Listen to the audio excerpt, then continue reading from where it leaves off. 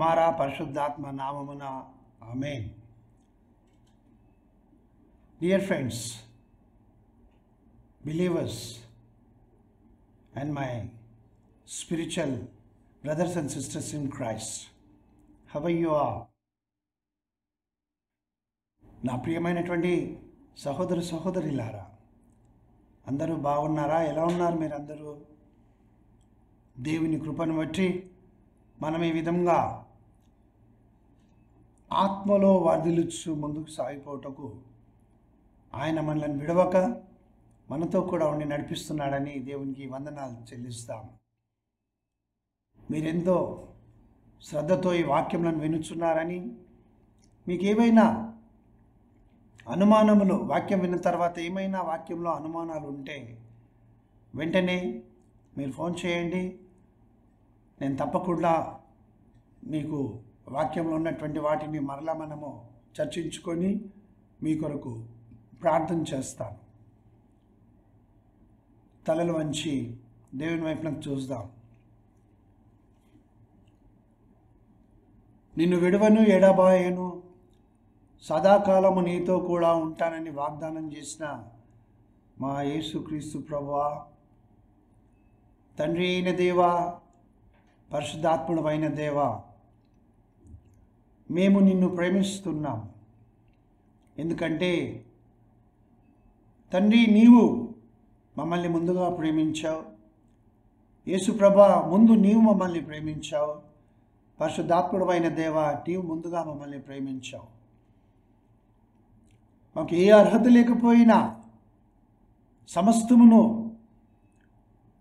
మీరు మాకు అనుగ్రహిస్తూ మమ్మల్ని వెతికి రక్షించి దారి తప్పిపోకుండా మార్గము విడుచు చుక్కల వల్ల మేము ఉండకుండా కాపాడి సంరక్షిస్తున్నందులకై వందనాలు. ఈ వాక్యము ద్వారా నీవే మా అందరితో మాట్లాడమని నన్ను నేను తగ్గించుకొంచు, యేసు ప్రభు నామమును హెచ్చించు, ఆయన నామమునే ప్రార్థిస్తున్నాను తండ్రి. Amen, amen. Ecclesiastes chapter 3 and verse 14. ప్రసంగి గ్రంథము 3వ అధ్యాయము 14వ వచనం. దేవుడు చేయి పనులన్నీ శాశ్వతములని నేను తెలుసుకుంటుని.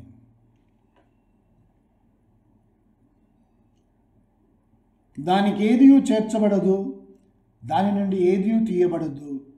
మనుషులు తన యందు భయభక్తులు కలిగి ఉన్నట్లు దేవుడిటి నియమము చేసి ఉన్నాడు. మనము 3వ అధ్యాయము 1వ వచనం నుంచి చదివినట్లయితే ప్రతిదానికి సమయం కలదని దేవుడు తెలియజేస్తుంటున్నాడు. Yes, there is a time for everything. ప్రతిదానికి. అది మనుషులు అనుకున్నటువంటి సమయం కాదు, దేవుడు తాను నిర్ణయించినటువంటి సమయం. మనుషులు అనుకున్నట్లుగా జరిగేటటువంటిది కాదు, దేవుడు అది జరుగునట్లుగా అనుమతించేటటువంటి సమయం. Everything it is under God's control. దేవుడు తన యొక్క మహిమా ప్రభావములతో ఆయన సమస్తమును కాపాడి సంరక్షించి మానవుని యొక్క మేలు కొరకు ఆయన అనుమతిస్తున్నటువంటి దేవుడు. సూర్యుడు ఉదయిస్తున్నాడు తూర్పున, పడమరన అస్తమిస్తూ ఉన్నాడు. అయితే సూర్యుడు తిరగడం లేదు, కానీ భూమి తిరగడం వలన ఆ విధంగా మనకు ఉదయించినట్లు అస్తమించినట్లుగా కనబడుతుంది కదా. It is not that sun is going around the earth is going around the sun and it is revolving and rotating. ప్రతిదీ సమయానుకూలంగా జరగకపోతే ఏది కూడా ఈ యొక్క భూప్రపంచంలో మాత్రమే కాదు, ఆకాశమందు కూడా ఏది కూడా నిలబడలేదు. సో మానవుడు ప్రతిదానికి త్వరపడుతున్నాడు.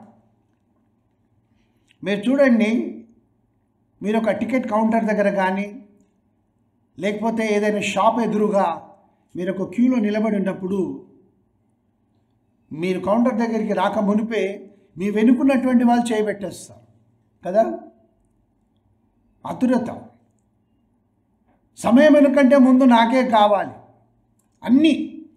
రోడ్డు మీద వెళ్తున్నప్పుడు నేను వెనుక నుండి వచ్చేవాడు నీకంటే ముందే పోవాలని ఎంతో స్పీడ్గా ఓవర్టేక్ చేసి వెళ్తూ ఉంటారు.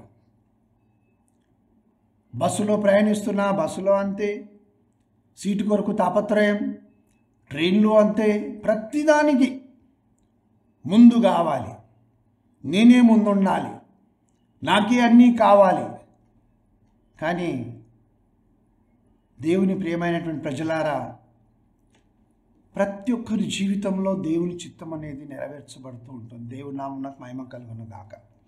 అందుకే దేవుడు ఏమంటున్నాడంటే, ఇర్మియా గ్రంథము 29వ అధ్యాయము 11వ వచనములో బైబిల్ గ్రంథములో ఈ విధంగా వ్రాయబడింది.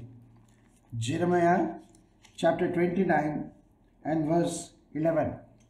నేను అనగా దేవుడైన యెహోవా మిమ్మును గూర్చి ఉద్దేశించిన సంగతులను నేను ఎరుగుదును. రాబో కాలమందు మీకు నిరీక్షణ కలుగునట్లుగా అవి సమాధానకరమైన ఉద్దేశములే కానీ హానికరమైనవి కావు. ఇదే యెహోవా వాక్కు. దేవుడు స్పష్టంగా తానే నీతో నాతో మనందరితో మాట్లాడుతున్నాడు. ఉద్దేశములు అంటే ఇంగ్లీష్లో ప్లాన్స్ అని వ్రాయబడి. నీవెన్నో ప్లాన్స్ వేసుకొని ఉంటావు నీ జీవితంలో. యవన దశలో ఉన్నటువంటి వారికి ఎన్నో ప్లాన్స్ ఉంటాయి. నేను పలానా దేశంలోకి వెళ్ళాలి, నా స్నేహితురాలందరూ కూడా వారి విధంగా అనుకుంటుంటున్నారు.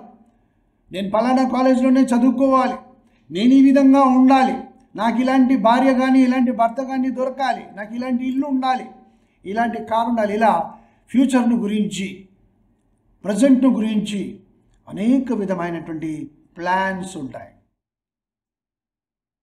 కానీ ఎంతమందికి ఆ ప్లాన్స్ నెరవేరే విధంగా వారు జీవితంను జీవిస్తారు? ఒక అబ్బాయి 10th క్లాస్లో ప్రవేశించాడు. 9th పాస్ అయి 10th వచ్చాడు. తల్లిదండ్రులతో ప్రాధేయపడడం ప్రారంభించాడు. నాకు ఒక మంచి సైకిల్ కావాలి. అది చాలా కాస్ట్లీ సైకిల్. అప్పుడు తల్లిదండ్రులు ఏమన్నారంటే, నీవు ఈ 10th క్లాస్ ఎగ్జామినేషన్స్లో A++ ర్యాంక్ తెచ్చుకున్నావనుకో, గ్రేడు, అప్పుడు నీకు ఆ సైకిల్ మేము కొని పెడతాం. లేదు నాకు ఇప్పుడే కావాలి. అప్పుడు తల్లిదండ్రులు ఒప్పుకోలే. లేదు, నీవు కండిషన్ ఇది, ఎగ్జామ్లో పాస్ అయితే మేము నీకు ఈ బైక్ని కొనిస్తాం. అతని ప్లాన్ వేరేగా ఉంది, ఆ అబ్బాయిది. తల్లిదండ్రుల ప్లాన్ వేరేగా ఉంది. సో ఉద్దేశములు ఉన్నాయి, కానీ వాటిని నెరవేర్చుకొనుటకు నీవు జీవితము జీవించకపోతే వాటిని పొందలేవు. ఫెయిల్యూర్, జీవితంలో ఫెయిల్యూర్. దేవుడు కూడా అదే అంటున్నాడు. I know the plans I have for you to prosper you. నీవు ఏం కావాలి? నీకు హోప్, నిరీక్షణ కలుగునట్లుగా అవి సమాధానకరమైనటువంటి ఉద్దేశంలో అని దేవుడు చెప్తూ ఉన్నాడు. నీ ఫ్యూచర్ కొరకైనటువంటి ఉద్దేశంలో ఆయన కలిగి ఉన్నాడు. కానీ చాలామంది ఏం చేస్తారనంటే, దేవుడు చెప్పినటువంటి మాటలకు లోబడకుండా, ఆయన చూపించినటువంటి మార్గములలో నడవకుండా వారు ఈ లోక సంబంధంగా ప్రయాసపడి వారు తమ యొక్క మార్గముల నుంచి తొలగిపోయి నిరాశ నిస్పృహలకు లోనవుతుంటున్నారు. బాధ వేదనను కొని తెచ్చుకుంటున్నారు. దేవునికి, కుటుంబంలో తల్లిదండ్రులకు ఇష్టమైనటువంటి జీవితంను జీవించడం లేదు. ఆ విధంగా తాము నష్టమును కలగజేసుకుంటున్నారు. ఆ విధంగా ఉండకూడదు. Say to yourselves, God has plans to prosper me. నన్ను అభివృద్ధి పరచడానికి, నన్ను ఆశీర్వదించడానికి, నాతో కూడా ఉండి నన్ను నడిపించడానికి నా దేవునికి ఉద్దేశములు ఉన్నవి. అవి మనుషుల ఆలోచన ప్రకారం కాదు. నీకేది మేలుకరమైనదో, నీవేదైతే చేయగలవో, ఎందులోనైతే నీవు సమాధాన స్థితిని పొంది నీవు ముందుకు సాగిపోతావో, ఏదైతే నీవు చదవగలవో వాటిని దేవుడు నీ కొరకై సిద్ధపరిచి ఉంచాడు. కానీ అనేకులు తాము చేయలేని వాటిని, ఎందులోనైతే తాము ప్రావీణ్యంను సంపాదించుకోలేరో వాటిని ఎంచుకొని వాటి ప్రకారం చేయడానికి ముందుకెళ్తారు, ఓటమి పాలవుతారు. అనేకులు దూరదేశంలోకి వెళ్ళాలని ప్రయాసపడుతూ ఉంటారు. అక్కడికి వెళ్ళిన తర్వాత వారి జీవిత విధానం ఏమిటి, అక్కడ ఏ విధంగా జీవించాలి, ఎవరు సహాయం చేస్తారు, ఎవరు ఆదరిస్తారు అనేటటువంటి సత్యమును మనం ఒక్కసారి పరిశీలించి చూద్దాం. ఈ జీవిత యాత్రలో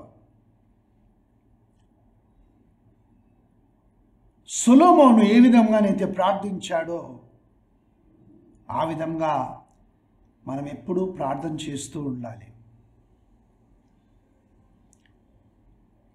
రాజైన దావీదు దేవుడైన యెహోవా కొరకు ఒక మందిరం కట్టించాలనుకున్నాడు.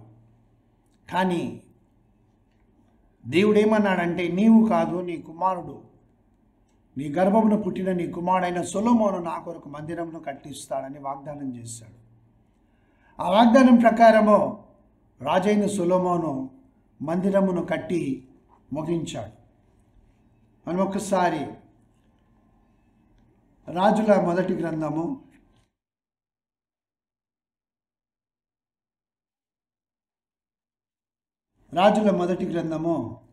8వ అధ్యాయాన్ని మనము చూసినట్లయితే అక్కడ సొలొమోను రాజు దేవుని కొరకు మందిరమును కట్టించి అందులో మందస్సమును ఉంచడానికి దావీదు పురము నుండి, అంటే డేరాలో ఉన్నటువంటి మందస్సమును తీసుకుని వచ్చి కట్టబడినటువంటి మందిరములో ప్రతిష్ఠించడానికి తీసుకుని వచ్చి ఇశ్రాయేలు పెద్దలందరూ కూడా అక్కడ బలులు అర్పిస్తూ ఆ మందసమును తీసుకొని వచ్చి ఆ గర్భాలయంలో అనగా దేవుని యొక్క అతి పరిశుద్ధ సన్నిధానంలో ఉంచిన తర్వాత యెహోవా తేజో మహిమ ఆ మందిరంలో నిండెను అని వ్రాయబడింది.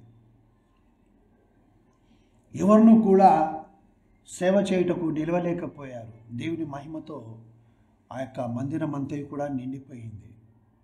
అప్పుడు రాజైన సొలొమోను ప్రార్థించడం ప్రారంభించాడు. రాజుల మొదటి గ్రంథము 8వ అధ్యాయము 22వ వచనం నుండి 58వ వచనం వరకు ఆయన ప్రార్థన చేశాడు. దేవుడైన యెహోవా సన్నిధానంలో నిలబడి ఇశ్రాయేలు ప్రజలందరి ముందు, యాజకుల ముందు, లేవీయుల ముందు నిలబడి ఆకాశమందున్న దేవుని తట్టునకు తన చేతులెత్తి ప్రార్థన చేశాడు. ఆ విధంగా మనము దేవునిని ప్రార్థించవలసినటువంటి వారమై ఉంటున్నాం. ప్రతి విషయం కొరకు ప్రార్థన చేశారు. మీరు చదవండి, 22వ వచనం నుంచి చివరి మట్టుకు ఏ ఏ విషయాలను గురించి దేవుని యొద్ద ప్రార్థన చేశాడు. ఆ తర్వాత ఆ ప్రార్థన అయిపోయిన తర్వాత దేవుడు మరలా సొలొమోను ప్రత్యక్షమై నీవు చేసిన ప్రార్థనలన్నిటినీ నేను అంగీకరించున్నానని కూడా చెప్తాడు. ఆ విధంగా మనము ప్రార్థించవలసినటువంటి వారమై ఉంటున్నాం. దేవుని చిత్తమును ఎరిగి దేవుని పని చేస్తున్నంత మాత్రమున మనం ఏదో చేసేసామని అనుకోకూడదు. ఆయన చెప్పిన దానిని చేసి ప్రభువా ఇదిగో నీవు నా ఎడల కలిగినటువంటి ఉద్దేశములను బట్టి నేను నీకు వందనాలు చెల్లిస్తూ ఉంటున్నాను. నేను వెళ్ళు మార్గం అంతటిలో నీవు నాకు తోడయ్యండు. నా పనులన్నిటినీ సఫలము చేయు. నేను సరైన విధంగా నడుచుకోవాలి. ఈ లోకములో నేను నీ కొరకైన సాక్షిగా నేను ఉండాలి. నా ప్రతి అవసరతను తీర్చు. నేను దేవుని దయందును మనుషుల దయందును వర్ధిల్లాలి. కాబట్టి నీ దయందు నన్ను వర్ధిల్లు చేస్తున్నావు, మనుషుల దయందు కూడా వర్ధిల్లు చేయి అని మనం ప్రార్థించాలి. ఎందుకంటే చాలామంది దేవుని సన్నిధానంలో చాలా భయభక్తులతో కలిసి ఉంటారు. దేవునితో మాట్లాడుతున్నామంటారు. చక్కటి పాటలు, వాద్యాలు వాయించేవాళ్ళు వాయిద్యాలు వాయించడము, లేకపోతే స్తుతి చెల్లించడము, వర్షిప్ అన్నీ బాగానే చేస్తూ ఉంటారు. దేవుని దయలో వర్ధిల్లుతున్నాం. కానీ మనుషులతో వారికి సమాధానం ఉండదు. మనుషుల దయ వారిపై ఉండదు. అతని గురించిన మంచి సాక్ష్యం ఉండదు. దేవునితో ఉన్నంత మాత్రాన సరిపోదు, మనుషుల దయను కూడా వర్ధిల్లాలి. చాలామంది మనుషులతో బాగుంటారు, దేవుని దయలో వర్ధిల్లరు. మనము రెండింటిలో వర్ధిల్లుచు ముందుకు సాగిపోవడానికి ప్రార్థన చేయవలసినటువంటి వారమై ఉంటున్నాం. అదేవిధంగా దూరదేశంలోకి వెళ్తూ ఉన్నటువంటి ఎజ్రా కూడా ప్రార్థన చేశాడు. ఎజ్రా ఏం చేశాడనంటే, శాస్త్రి అయినటువంటి ఎజ్రా గ్రంథము 7వ అధ్యాయం నుంచి మనం చూసినట్లయితే అక్కడ ఇశ్రాయేలీయులకు దేవుని ప్రజలను దేవుడిచ్చినటువంటి ధర్మశాస్త్ర మార్గం అంతటిలో నడిపించాలనే దృఢమైనటువంటి నిశ్చయితతో ఎజ్రా దేవుని వైపునకు చూసి ప్రార్థన చేశాడు. తన ప్రజలు వారందరూ కూడా దేవుని ఆజ్ఞలను బట్టి జీవించాలి, దేవుని ఆజ్ఞలను బట్టి నడుచుకోవాలి. ఎందుకు అనంటే దేవుని ఆజ్ఞలకు లోబడకుండా, ఆయన చెప్పిన మాటను వినకుండా, ఈ లోక సంబంధంగా ఇష్టానుసారమైన జీవితంను జీవిస్తే ఇశ్రాయేలీయులకు ప్రజలు చెరగొనిపోబడ్డారు. వారన్నీ పోగొట్టుకున్నారు. తమ ఆస్తులు పోయాయి, తమ బంగారము పోయింది, తమకున్న సమస్తం పోగొట్టుకొని వారు శత్రు దేశములో ఎన్నో విధాలుగా బాధింపబడి వేధింపబడి కష్టాల పాలై జీవించారు. ఆ విధమైన స్థితి రాకుండా ఉండడానికి దేవుని ఆజ్ఞల ప్రకారము ఆయన మాటలను బట్టి నడుచుకోవాలి అని నేను నా ప్రజలకు నేర్పిస్తాను. ఎంతమంది ఈ దినమున ఈ పని చేస్తున్నారు? ఈ దినమున నా ప్రజలైనటువంటి వారు, యేసుక్రీస్తు ప్రభువుని రక్షకునిగా అంగీకరించినటువంటి వారు, క్రైస్తవులైనటువంటి వారు, దేవుని నమ్ముచున్నటువంటి వారు ఎవరైనా సరే అందరినీ నేను దేవుని ఆజ్ఞల ప్రకారం జీవించడానికి వారి కొరకు నేను ప్రార్థన చేస్తాను, వారిని బలపరుస్తాను అని ఎంతమంది ఉన్నారు? చాలా తక్కువ మంది. దేవుని ప్రియమైన ప్రజలారా, సొలొమోను రాజు వలె ప్రార్థించడము, ఎజ్రా వలె దేవుని యొక్క ఆజ్ఞలకు లోబడి జీవించేటట్లుగా చేయడం మాత్రమే కాకుండా మనం ఒక్కసారి దానియేలు గ్రంథంలో చూద్దాం. ఆ విధమైనటువంటి జీవితంలో కూడా మనం జీవించవలసినటువంటి వారమై ఉంటున్నాం. ఎలా జీవించాడు దానియేలు? తానున్న దేశంలో కాదు. దానియేలు, షద్రకు, మేషకు, అబేద్నెగో ఈ ముగ్గురు కూడా దానియేలుతో పాటు వారు చెరపట్టబడి తీసుకొని రాబడ్డారు. కల్దీల దేశానికి. 8వ వచనం ఏమంటాడంటే, రాజు భుజించు భోజనమును పానము చేయు ద్రాక్షారసమును పుచ్చుకొని తన్ను అపవిత్రపరచుకొనకూడదని దానియేలు ఉద్దేశించి తాను అపవిత్రుడు కాకుండానట్లు వాటిని పుచ్చుకొనకుండా సెలవిమ్మని నపుంసకుల అధిపతిని వేడుకొనగా. చూడండి, ఎక్కడికి వెళ్ళినా మనము మన దేవుడైనటువంటి యెహోవా, మన ప్రభు అయినటువంటి యేసుక్రీస్తు, మన ఆదరణకర్త అయిన పరిశుద్ధాత్మ దేవుడు ఏ కట్టడలను, విధులను, ఆజ్ఞలను మనకు తెలియపరిచారో, వారు మాట్లాడారో వాటిని జ్ఞాపకం ఉంచుకోవాలి. ఎక్కడికి వెళ్ళినా, నీవు ఉద్యోగం చేస్తున్న స్థలమే కావచ్చును, నీవు చదువుకొంచున్నటువంటి విశ్వవిద్యాలయమే కావచ్చును, నీవు బోధిస్తున్నటువంటి స్కూలే కావచ్చును, లేకపోతే సేవ చేస్తూ ఉన్నటువంటి ఒక దేశమే కావచ్చును, ఎక్కడికి వెళ్ళినా ఆ దేశం యొక్క పరిస్థితులను బట్టి, అక్కడున్నటువంటి ఆహారపు అలవాట్లను బట్టి, లేక అక్కడున్నటువంటి కట్టడలను బట్టి అపవిత్రత నీకు కలుగుతూ ఉంటే దానిని గ్రహించి నేను ఆ విధంగా చేయను. ఇంగ్లీష్లో ఒక సామెత ఉంది, in Rome be like a Roman. Rome పట్టణములో నీవు ఉంటే రోమీయుని వలె జీవించు. కానీ నీవు ఒక విశ్వాసివై ఉండి ఏ విధంగా పరాయి దేశంలో అన్యునిగా జీవిస్తావు? దేవుడు లేనటువంటి వానిగా. కాబట్టి even if I'm in that land, నేను ఆ దేశములో ఉన్నా నేను దేవుని బిడ్డగానే జీవిస్తాను. దేవుని నామం నాకు మహిమ కలుగును కాదు. తప్పకుండా దేవుడు ఆశీర్వదిస్తాడు, తప్పకుండా దేవుడు దీవిస్తాడు. కొద్ది సంవత్సరముల క్రితం ఒక యవనస్తుడు నా దగ్గరకు వచ్చాడు. అంటే వారు తల్లిదండ్రులు వీరందరూ అనేక సంవత్సరాలుగా మనకు తెలిసిన వాళ్ళే. ప్రార్థనలో వారు ఎప్పుడు నాతో ఏకీభవిస్తుంటారు, ప్రార్థన సహాయం కోరుతుంటారు. అతను వచ్చి ఏమన్నాడంటే, బ్రదర్ నాకు ఉద్యోగం వచ్చింది, చాలా సంతోషం బాబు, దేవుడు నీ ప్రార్థనను అంగీకరించి. అంటే అంకుల్ మీరు కూడా ప్రార్థన చేశారు, కానీ ఇప్పుడు ఏమంటే నాకు 6 months ఎక్స్పీరియన్స్ ఉన్నట్లుగా సర్టిఫికేట్ కావాలి.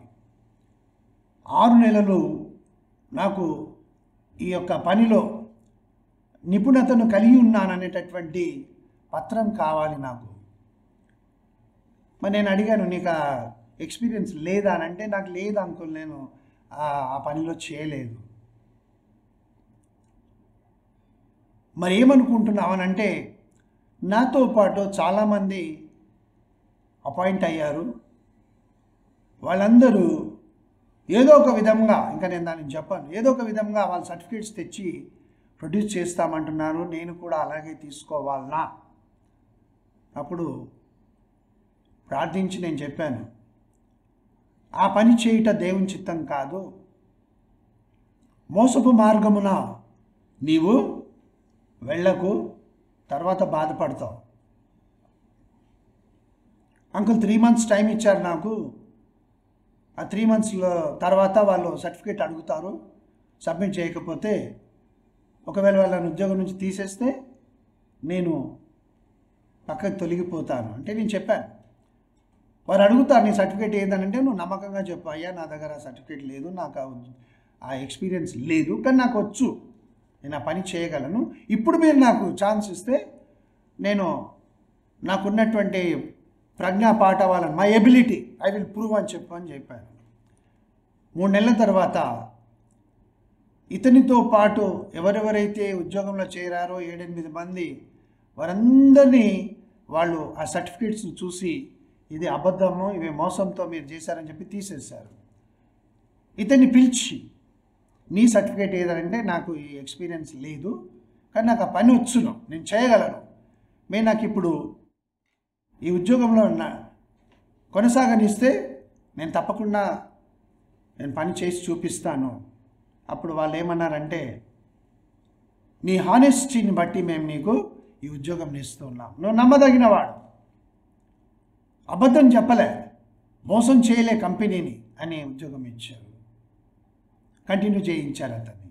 దేవుని ప్రియమైన ప్రజలారా, అపనమ్మకస్తులమై ఉండి మనము ఏది సంపాదించుకున్నా మనస్సాక్షి బాధిస్తూ ఉంటుంది. ఎప్పుడు ముళ్ళు గుచ్చుకున్నట్లుగా గుచ్చుకుంటూ ఉంటుంది. ఈ విధంగా తప్పు చేస్తున్నావు, ఈ విధంగా ఉన్నావు అని చెప్పేసి. జాగ్రత్త. దానియేలు ఏ విధంగానైతే నేను వీటి వలన నన్ను నేను అపవిత్రపరచుకోను, మేమందరం కూడా ఈ విధంగా జీవిస్తామన్నప్పుడు 9వ వచనము, దానియేలు గ్రంథం 1వ అధ్యాయం 9వ వచనము, దేవుడు నపుంసకుల అధిపతి దృష్టికి దానియేలునకు కృపా కటాక్షములనొంద అనుగ్రహించెను. చూడండి, అన్యుడైనటువంటి వానికి దేవుడు ఏం కలుగజేస్తున్నాడు? దానియేలుకు కృపా కటాక్షములు చూపించినటువంటి మనస్సును ఈ అన్యుడైనటువంటి నపుంసకునిలో కలుగజేస్తున్నాడు. కాబట్టి మనము అబద్ధములు చెప్పి మోసగించి ఏది కూడా సంపాదించుకొనడానికి ప్రయత్నము చేయకూడదు. దేవుని ప్రియమైన ప్రజలారా, నమ్మకమైన వానికి దీవెనలు మెండుగా కలుగును అని వ్రాయబడిన ప్రకారం మనం ఎక్కడికి వెళ్తూ ఉన్నా, ఏ విధంగా మనము జీవితయాత్రలో ముందుకు సాగిపోతూ ఉన్నా, ఎలాంటి పని మీద వెళ్తూ ఉన్నా దేవుడు తోడయుండి మనల్ని నడిపిస్తాడు. ఆయన ఉద్దేశంలో ప్రకారం మనం జీవించినప్పుడు, ఆయన చిత్తానుసారంగా మనం నడుచుకున్నప్పుడు దేవుడు నీకు, నాకు, మనందరికీ తోడయండి, మీ పిల్లలకు కూడా తోడయండి నడిపిస్తాడు. ఆదికాండము, జెనసిస్ చాప్టర్ 28 and verse 15.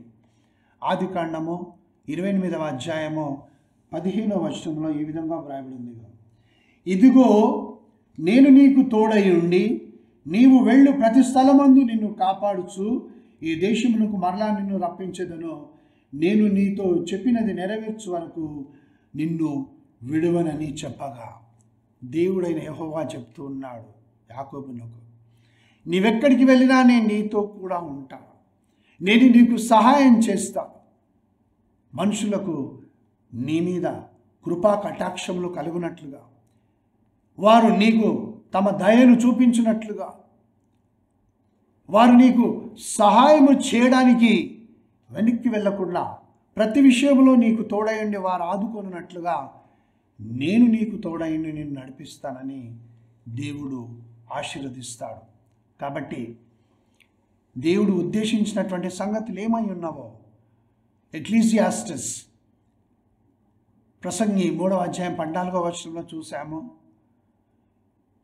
ఇర్మియా గ్రంథము 29వ అధ్యాయం 11వ వచనంలో చూసాము.